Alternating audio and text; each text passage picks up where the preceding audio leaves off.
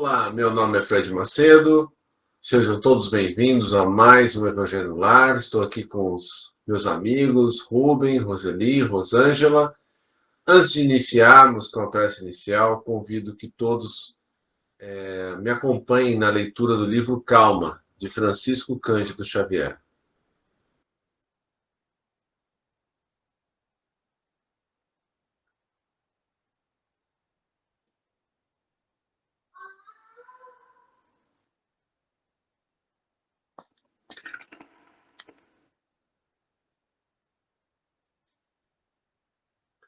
Azedume e irritação. Alguém terá dito que traz alguma doença oculta e impedindo-te de sorrir, mas não acredites que essa ou aquela indisposição orgânica te possa furtar a serenidade. Possivelmente alguma ocorrência desagradável te agitou as forças mais íntimas. E estás a ponto de cair na vasta cadeia de reações negativas. Certa pessoa contrariou-te talvez os projetos, desígnios. Algum prejuízo alcançou-te de inesperado. Recorda, momentos de crises te examinam a capacidade de resistência. Determinados contratempos são bênçãos antecipadas, cuja significação virás a compreender. Existem perdas que te induzem à mudança de orientação para grandes lucros. Algumas vezes, certas relações desaparecem para que outras se te destaquem no caminho, valorizando-te a existência. Haja o que houver, não tranques a face e deixa que o teu sorriso te ajude, ajudando aos outros. Azedume e irritação na essência são duas sombras que te afastam do que há de melhor. Calma, de Francisco Cândido Xavier, por Emmanuel. Prece inicial, por favor. Nosso Pai, na terra e no céu, seja a vontade conosco como no espaço. Dai-nos do teu pão suficiente para o dia. Em tua compaixão, perdoai-nos e alargai-nos nossos corações, para que perdoemos uns aos outros. Guia-nos para ti, Senhor, e dá-nos tuas mãos em nossas trevas, pois teu é o reino e em ti são nosso poder e realização. Amém. Rogamos ao Senhor Deus Todo-Poderoso enviar-nos bons espíritos para nos assistirem, afastar aqueles que possam induzir-nos ao erro e dar-nos a luz necessária para distinguirmos a verdade da impostura. Afastar também os espíritos malfazejos, encarnados ou desencarnados, que poderiam tentar lançar a desunião entre nós e com isso desviar-nos da caridade e do amor ao próximo. Se alguns procurarem penetrar neste recinto, fazer que não encontrem acesso em nossos corações. Bons espíritos, que vos dignais vir instruir-nos, tornai-nos dóceis aos vossos conselhos, afastai-nos de todo pensamento egoísta, de orgulho, de inveja e de ciúmes. Ensina-nos a indulgência e a benevolência para com os nossos semelhantes presentes ou ausentes, amigos ou inimigos. Fazei, enfim, que pelos sentimentos que nos animarem, possamos reconhecer a vossa salutar influência. Dai aos médiuns que encarregardes de nos transmitir os vossos ensinamentos, a consciência da santidade do mandato que lhes é confiado e da gravidade do ato que vão praticar, a fim de que o façam com o fervor e o recolhimento necessários. Se estiver entre nós pessoas que foram atraídas por outros sentimentos que não do bem, abre os seus olhos à luz, Senhor, e perdoai-as como nós as perdoamos. Se vieram com intenções malfazejas, pedimos especialmente aos sábios espíritos da luz, aos nossos guias espirituais, para nos assistirem e velarem por nós esse ato assim seja. Amém. Obrigado, Rubem. O que vamos ler, Mias? Rosinha, vou pedir para você. Oi. Do Evangelho, não vim trazer a paz, mas a divisão. Página. A página é 285. Que Marivaldo me ficou aqui agora.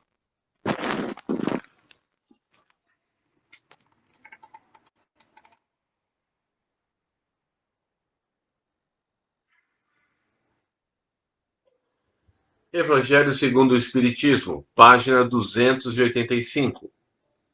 Não vim trazer a paz, mas a divisão. Não penseis que eu tenha vindo trazer a paz à terra. Não vim trazer a paz, mas a espada. Porquanto vim separar de seu pai o filho, de sua mãe a filha, de sua sogra a nora. E o homem terá por inimigos os de sua própria casa. Vim para lançar fogo sobre a terra.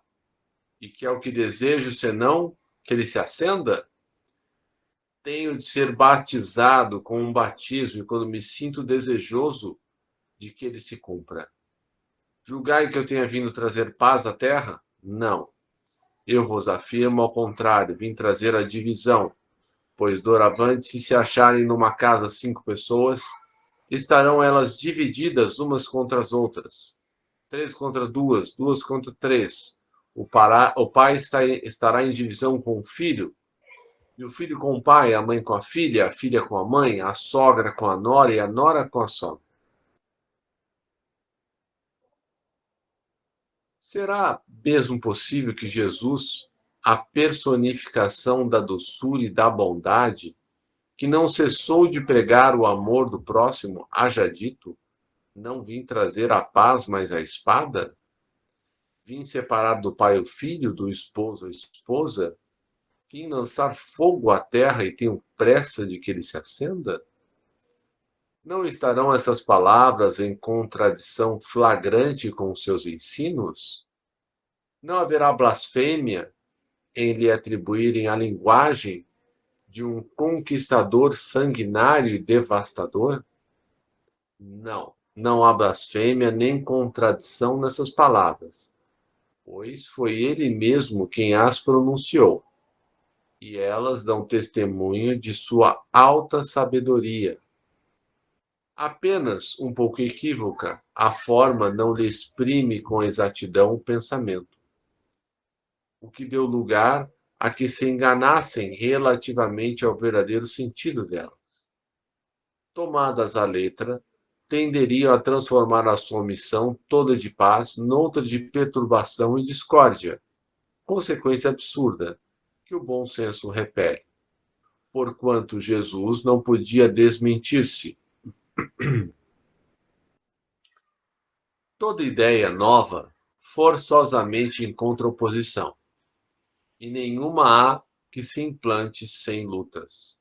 Ora, nesses casos, a resistência é sempre proporcional à importância dos resultados previstos. Porque quanto maior ela é, tanto mais numerosos são os interesses que fere. Se for notoriamente falsa, se a julgam isentas de consequências, ninguém se alarma, deixam-na todos passar, certos de que da sua falta de vitalidade.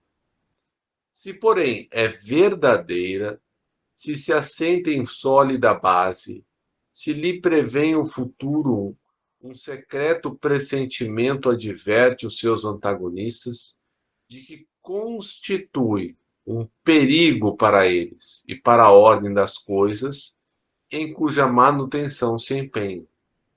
Atiram-se então contra ela e contra os seus adeptos.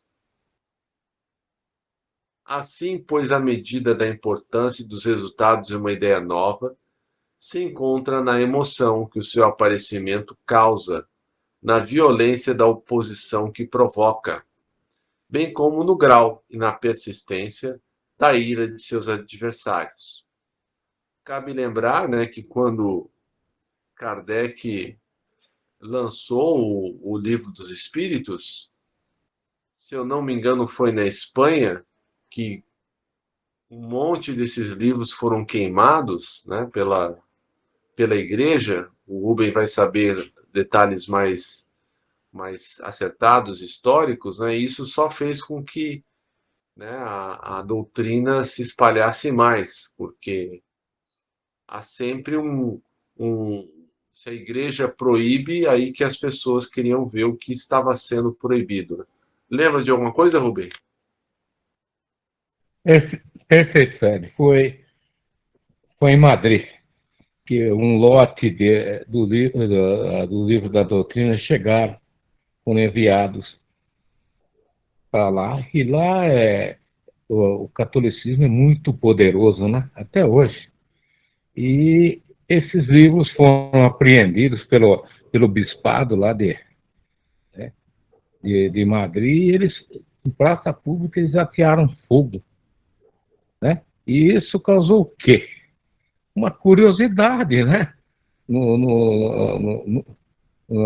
cidadãos, né? E saber por quê, qual a razão da igreja ter tomado essa atitude com com a literatura da codificação espírita.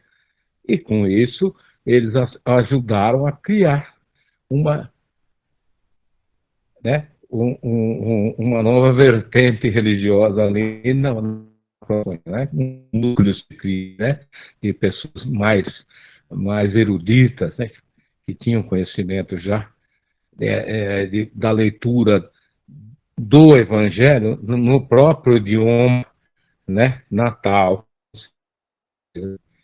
Na realidade, não é muito difícil de se compreender, não, cara.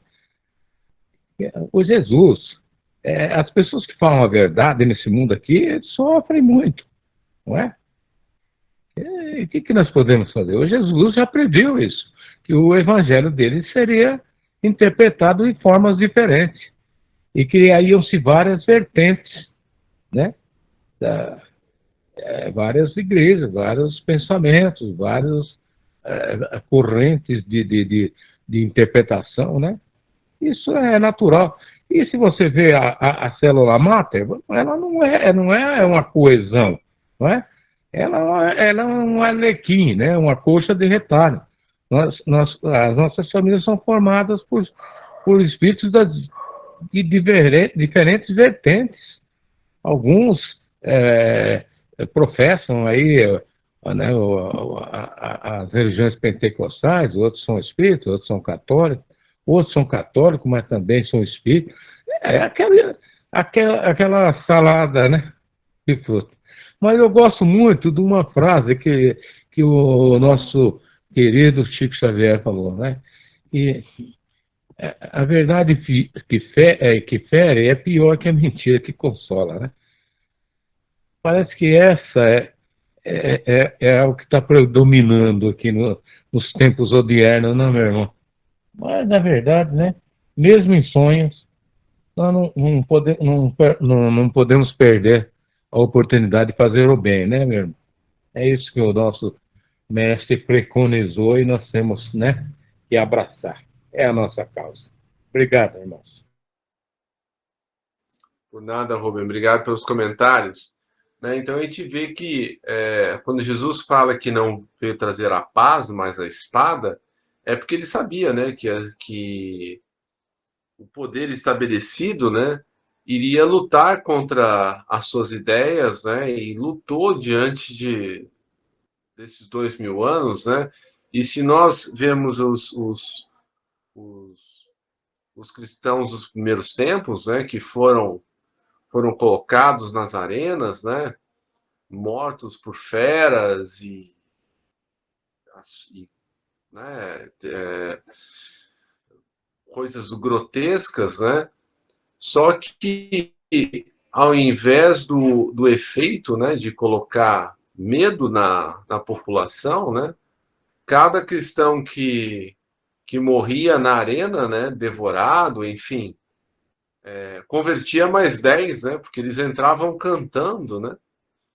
E eu não sei se foi no livro num dos livros de Emmanuel, né, que ele narra essas passagens, inclusive a esposa do próprio Emmanuel, né, que foi a Lívia, a esposa de Públio Lentulus, né, ela deu a vida pela escrava, né? Então nós vemos que Jesus sabia, como Cristo planetário, sabia de tudo isso de antemão. Ele, como um espírito né, de um nível que nós não podemos perceber com as nossas limitadas faculdades, ele já sabia de tudo que ia acontecer, né? Então é por isso que a gente sempre tem que pensar, né, que o Cristo está navegando o nosso planeta, né? Ele que conduz o nosso planeta. Então, o melhor que nós podemos fazer, né, nesse processo final de transição para o mundo de regeneração, ao invés de dar trabalho para a espiritualidade, a gente trabalhar pelo bem, né? Porque trabalhando pelo bem, nós vamos estar errando menos, né? Fazendo menos aí coisas erradas aí, nossas condutas não vão estar mais tão equivocadas quanto antes. E daí a gente participa dessa transição como pelo menos uma, uma pequena e limitada base de apoio. Algum comentário adicional, Rubem, com relação aos cristãos primitivos? Então, Fred, no livro do Há 2000 anos, eles mostram essa grande mulher, né? Que foi Lídia, né? Esse espírito ascensionado. Ela se vestia de serva, né? E vestia a serva dela como Patrícia, porque caso elas fossem capturadas nas catacumbas, onde eram professadas as reuniões da Igreja do Caminho, né? A serva dela seria poupada. E foi o que aconteceu. Ela foi capturada e foi levada aos leões, né? E essa mulher, quando ainda ela estava na Palestina, ela, como Jesus tinha curado a filha dela de uma doença que não é reportada ali no livro, né? Ela vai até o Pilatos, né? Pedir a soltura de Jesus, né? Que ele fosse inocentado e libertado, que ele era, né? E ela sabia quem ele era. E esse Pilatos aí tinha uma queda por ela. Ela era uma mulher muito linda. E a gente sabe o desfecho dessa história, como aconteceu, né? E alguém lá viu ela conversando com esse Pilatos, né? E reportou ao como era mesmo o nome dele? Publius Lentulus, né? Um senador, né? Que representava o Senado lá na Síria, na época, né? Que é a região lá que compreende Israel e os outros países circundantes, né? E com isso ela foi repudiada, né? E voltaram para Roma e ela não deixou de frequentar as catacumbas e ele teve esse desfecho todo aí, né? E isso provocou, né, como ela foi repudiada pelo marido, né? Provocou quando ele descobriu o que aconteceu, né? E a besteira que ele tinha feito na vida, né? Ele vai com a filha para como é que chama a cidade às margens do Vesúvio, meu Deus do céu. Pompeia. Pompeia, né? E eles morrem lá, né? Na erupção. E daí em diante essa mulher foi eximida do processo reencarnatório, né? Mas ela voltou 300 anos depois, né? Para ajudar o próprio Emmanuel, né? Nas suas encarnações. E é algo que é um livro extraordinário, não foi? Um livro extraordinário. Obrigado, meu. Por nada. Realmente é um livro muito bom. Há 2000 anos. Jesus vinha proclamar uma doutrina que solaparia pela base os abusos de que viviam os fariseus, os escribas e os sacerdotes de seu tempo. Imolaram, portanto, certos de que, matando o homem, matariam a ideia, né? Como queimaram os livros e acharam que estavam matando, né, os livros, né? Esta, porém, sobreviveu, porque era verdadeira, engrandeceu-se, porque correspondia aos desígnios de Deus, e, nascida num pequeno e obscuro burgo da Judéia, foi plantar o seu estandarte na capital mesma do mundo pagão, em face dos seus mais encarniçados inimigos, daqueles que mais porfiavam em combatê-la, porque subvertia crenças seculares e que eles se apegavam muito mais por interesse do que por convicção. Ou seja, era conveniente, né, manter as crenças antigas. Lutas das mais terríveis esperavam aí pelos seus apóstolos. Foram inumeráveis as vítimas. A ideia, no entanto, avolumou-se sempre, triunfou, porque como verdade sobrelevava as que a precederam. É de se notar que o cristianismo surgiu quando o paganismo já entrara em declínio e se debatia contra as luzes da razão. Ainda era praticado pro forma, a crença, porém, desaparecera. Apenas o interesse pessoal a ostentava. Ora, é tenaz o interesse, jamais cede à evidência. Irrita-se tanto mais quanto mais peremptórios e demonstrativos de seu erro são os argumentos que se lhe opõem. Sabe ele muito bem que está errado, mas isso não abala, porquanto a verdadeira fé não lhe está na alma. O que o mais teme é a luz, que dá vista aos cegos. Ele proveitoso o erro, ele se lhe agarra, o defende. Sócrates também não ensinava uma doutrina até certo ponto análoga do Cristo? Por que não prevaleceu naquela época sua doutrina, no seio de um dos povos mais inteligentes da terra? É que ainda não chegara o tempo. Ele semeou numa terra não lavrada. O paganismo ainda não se achava gasto. O Cristo recebeu em propício tempo a sua missão. Muito, muito faltava, é certo. Só um minuto.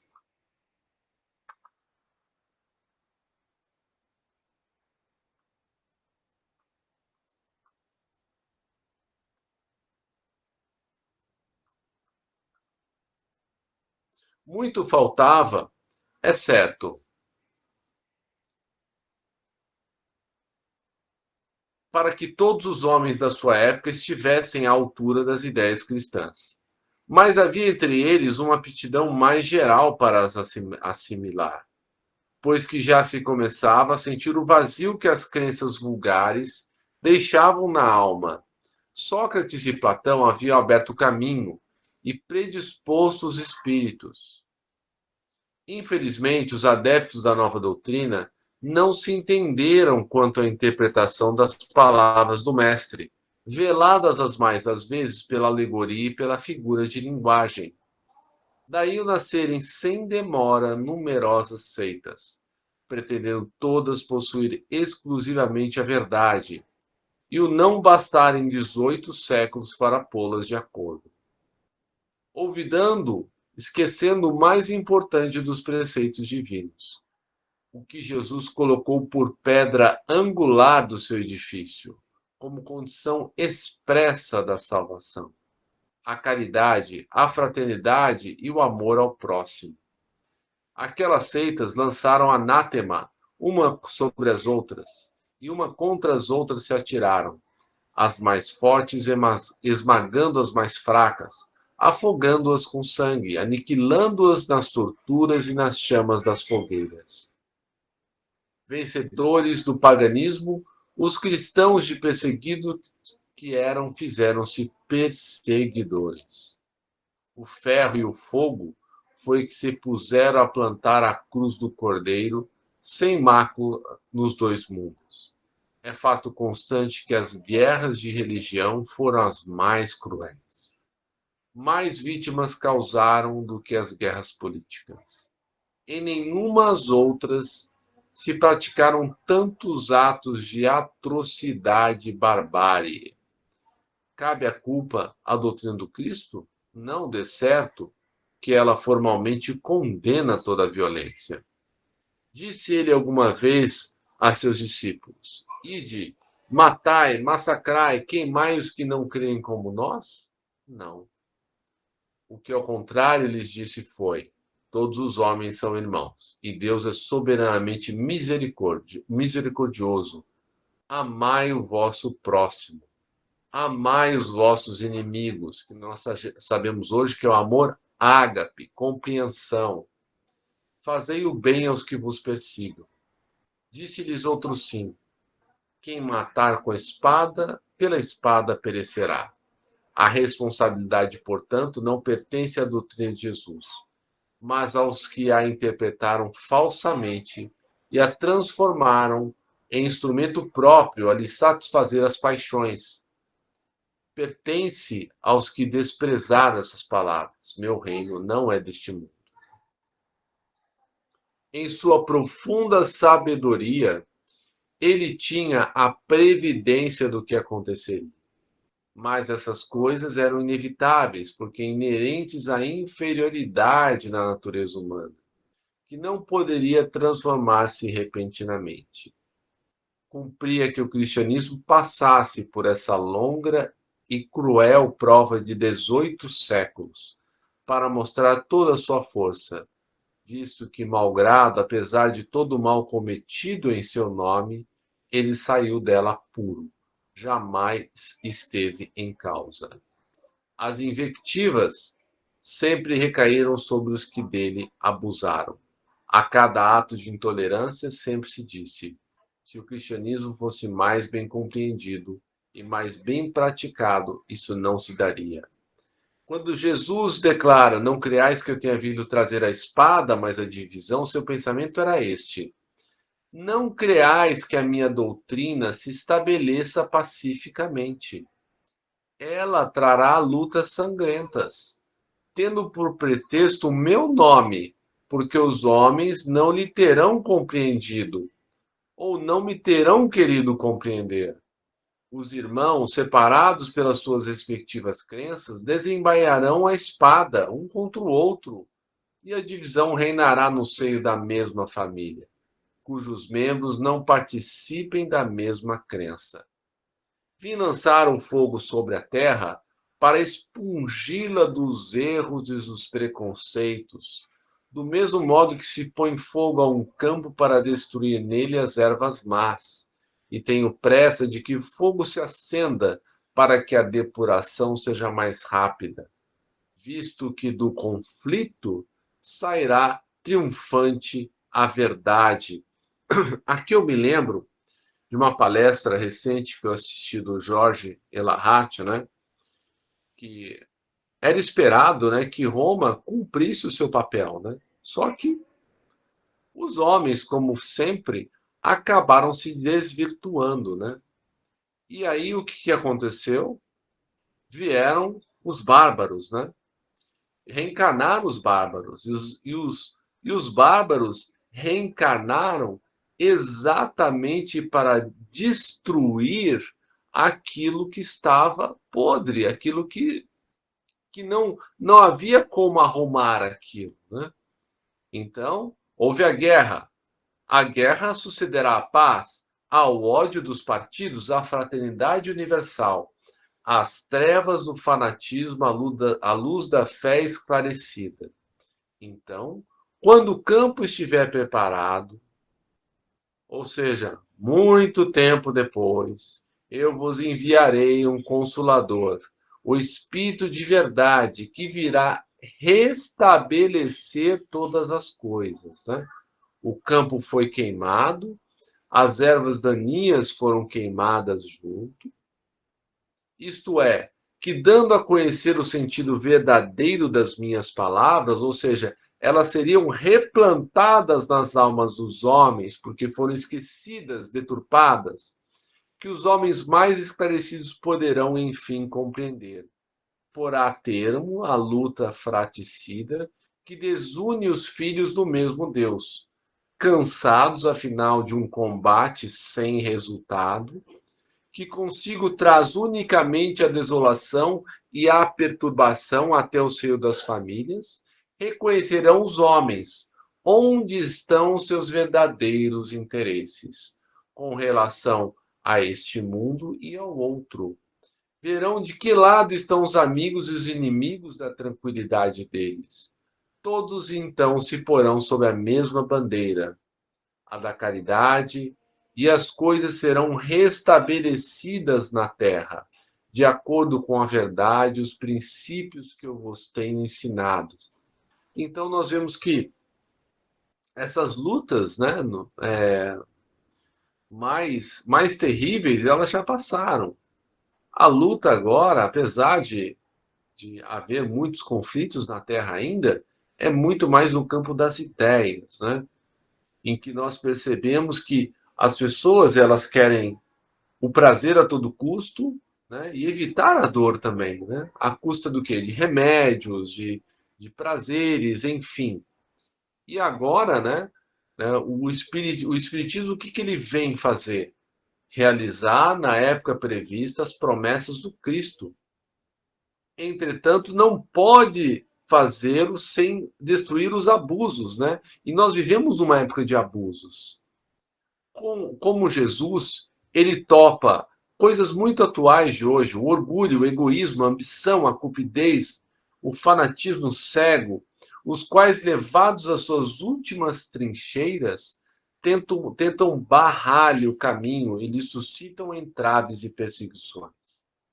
Também ele, portanto, tem de combater, mas o tempo das lutas e das perseguições sanguinolentas passou.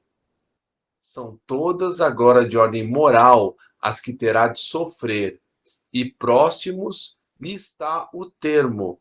As primeiras duraram séculos. Estas durarão apenas alguns anos, porque a luz, em vez de partir de um único foco, irrompe de todos os pontos do globo. Abrirá mais de pronto os olhos dos cegos.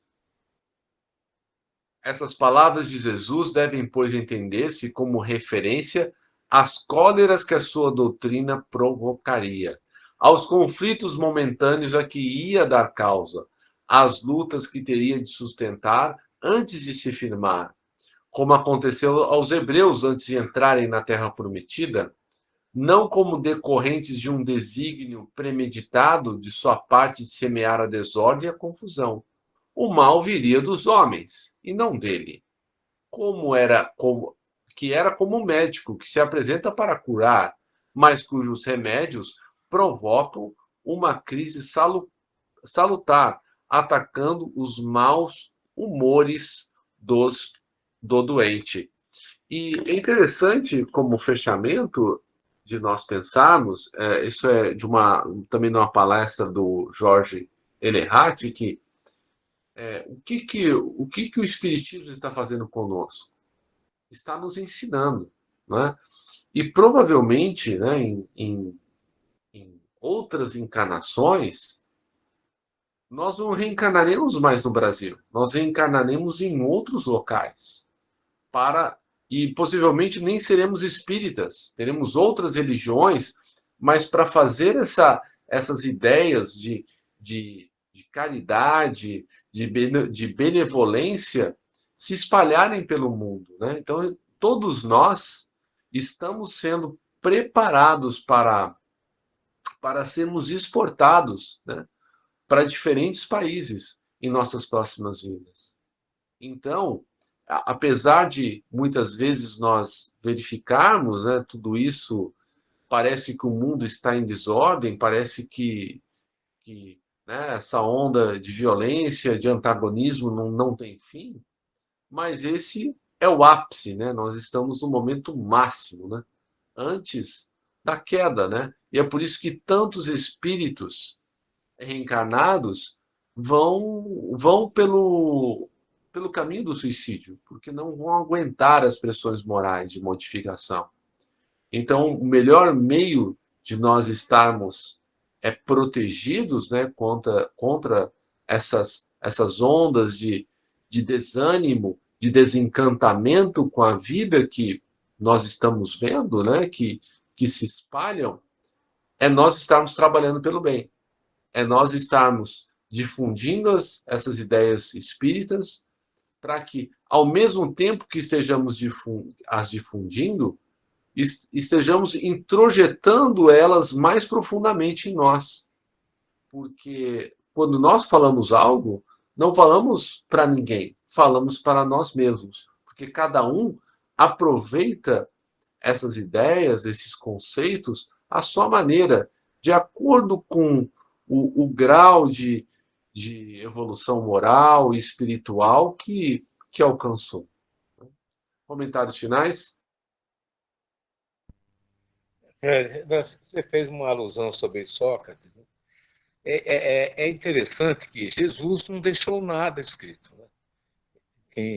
Quem codificou os seus ensinamentos foram, né, os evangelistas. Sócrates também. Quem codificou os seus ensinamentos foi Platão, né? E também ele foi condenado a tomar cicuta, né, que era um veneno fortíssimo, né, por supostamente ter subvertido, né, os jovens contra as constituições do Estado da época.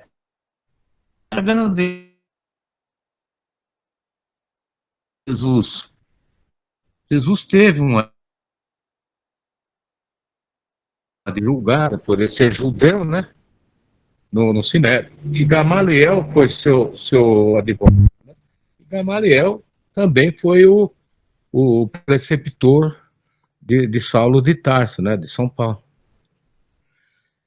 Era considerado um grande advogado daquela época, no Sinédrio. Um grande professor, inclusive. E o que ele propôs na defesa de Jesus é que toda a verdade perdura.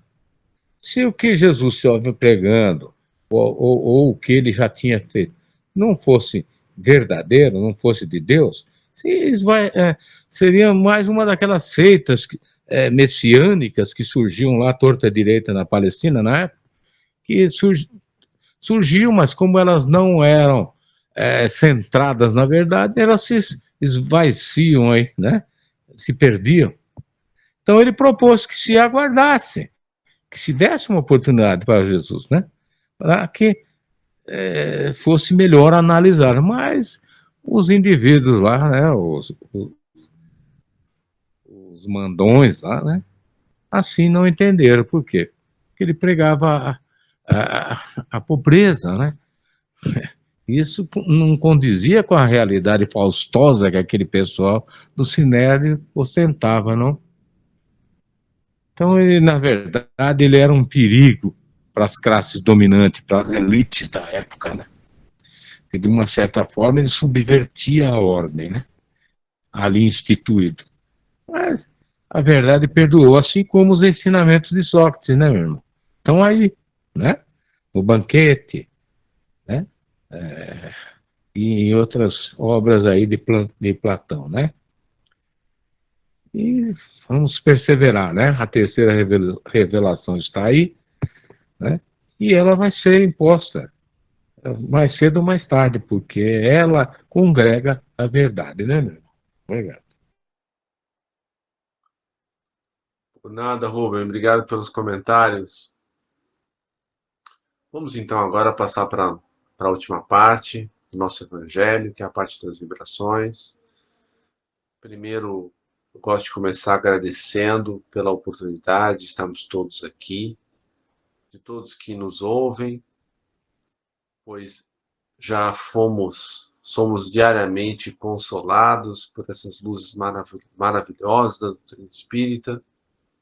E como assim, pequeno, pálido gesto de agradecimento, vamos vibrar pelos nossos irmãos mais desafortunados, infelizes do que nós, inicialmente aqueles que desencarnaram pelas portas do suicídio, como o Fred, o Charles, a Verena, a Juliana, a Gabriele, o Elias, o Alain, o Bruno e tantos outros. Que esses irmãos sejam consolados.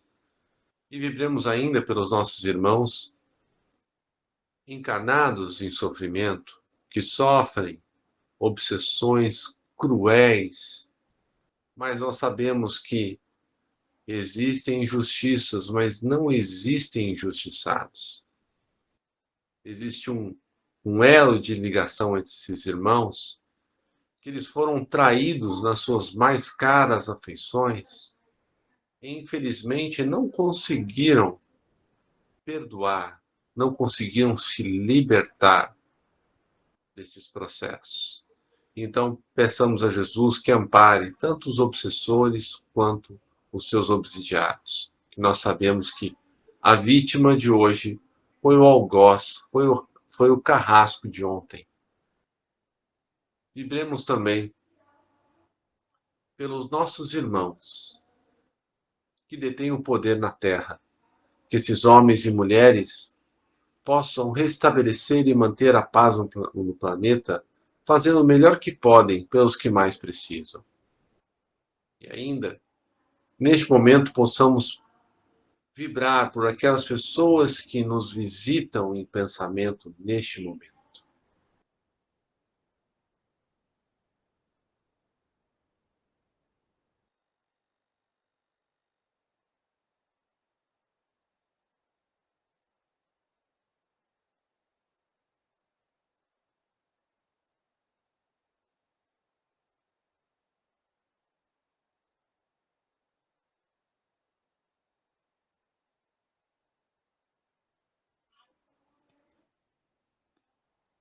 Que todos esses irmãos sejam amparados e fortalecidos. Vibremos também pelas casas espíritas, pelas igrejas, templos, seitas de quaisquer natureza que professem o bem e a caridade. E bem como os indivíduos que fazem a caridade anonimamente. Que todos eles sejam fortalecidos. E que Jesus os ampare, nos auxilie na nossa difícil caminhada de pagar o mal com o bem, de fazermos a nossa reforma íntima, para que nós tenhamos o mundo de regeneração que Ele nos prometeu, mas que começa no coração de cada um de nós, os nossos esforços diários, constantes, para dominar as nossas más tendências. Que assim seja, graças a Deus. Agradecemos aos bons espíritos que vieram. Pedimos que nos ajudem a pôr em prática as instruções que nos deram. E façam que cada um de nós, ao sair daqui, esteja fortificado na prática do bem e do amor ao próximo. Desejamos igualmente que essas lições sejam proveitosas para os espíritos sofredores e ignorantes ou viciosos que puderam assistir a essa reunião e para os quais suplicamos a misericórdia de Deus. Uma boa noite a todos, que Jesus nos abençoe sempre. Boa noite, gente. Obrigado. Boa Deus noite a abençoe. todos. Boa noite a todos.